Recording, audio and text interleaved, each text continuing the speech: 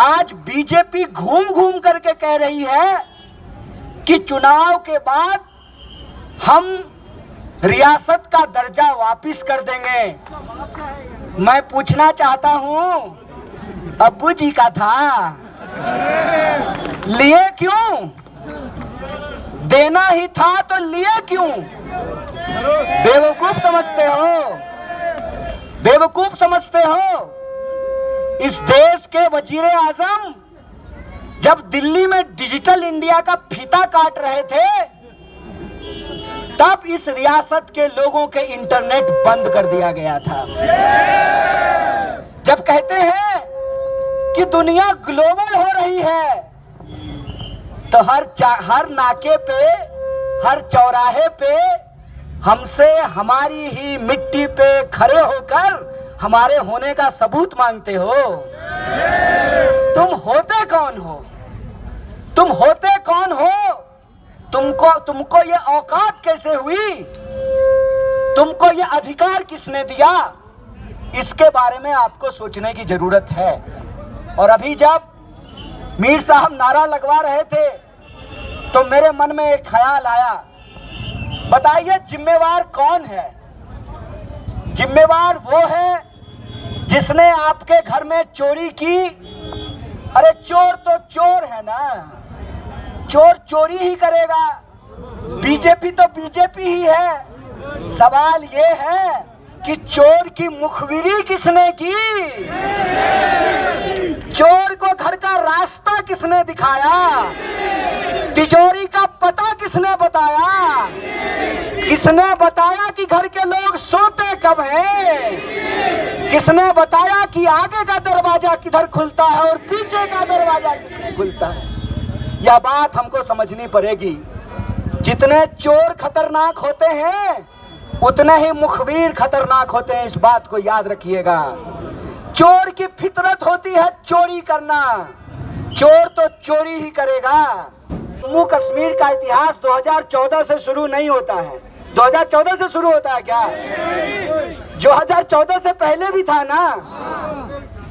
दिक्कत यह है कि हमारे सामने एक पिक्चर पेश किया जाता है। पिक्चर यह है कि वो कह रहे हैं कि हम कश्मीर के लोगों के लिए, जम्मू कश्मीर के लोगों के लिए, उनकी भलाई के लिए, उनके अधिकार के लिए हमने जो है उनका रियासत का अधिकार छीन लिया।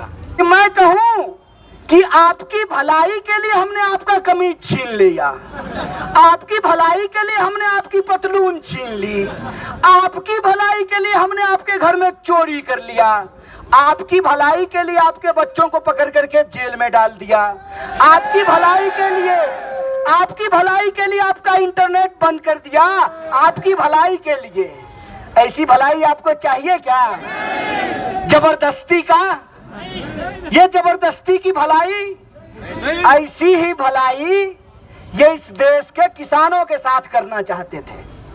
वो 3 कानून लेकर के आए और कहा कि हम तो किसानों की भलाई के लिए कानून लेकर के आए हैं। किसानों ने कहा कि ये भलाई हमने आपसे मांगी थी नहीं ना, तो अपनी भलाई आप रखिए अपनी जेब में।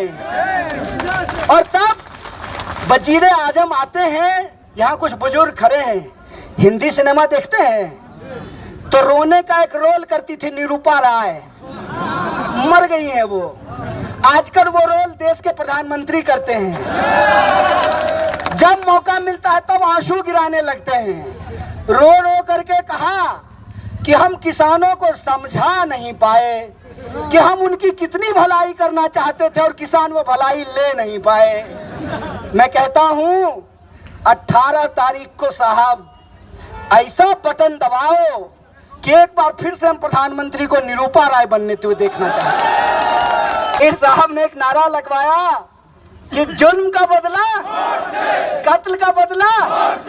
मैं उसमें एक बात जोड़ देता हूं, वोट से तो बदला लेना है, लेकिन वोट सही जगह पड़ना चाहिए ना। आपने कहा कि 10 साल से दुखों का पहाड़ टूटा है।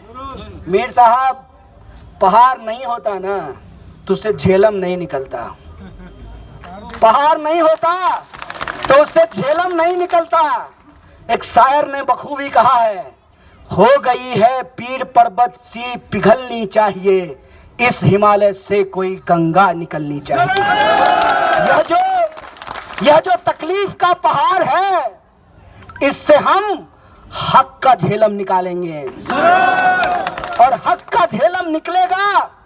और यहाँ के जो नौजवान हैं जिन्होंने बीटेक किया है, इंजीनियरिंग की है, जिन्होंने एमबीबीएस की पढ़ाई की, आईटीआई किया, पॉलिटेक्निक किया, एमबीए किया, बीकॉम किया, बीएससी की, हम चाहते हैं उनके पास नौकरियां हो, उनके पास रोजगार हो।